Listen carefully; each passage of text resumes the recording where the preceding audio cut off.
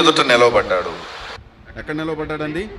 పిలాతు ఎదుట నిలవబడ్డాడు. పిలాతు ఎదుట నిలవబడినప్పటికీ యేసు ప్రభు ఎలా ఉన్నాడు అంటే కనీసము తీర్పు తీర్చేది అయిపోయేంత వరకు కూడా నిలవబడడానికి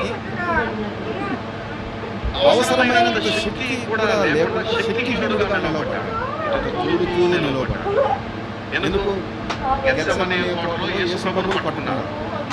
అక్కడ నుంచి కొట్టడం మొదలు పెడితే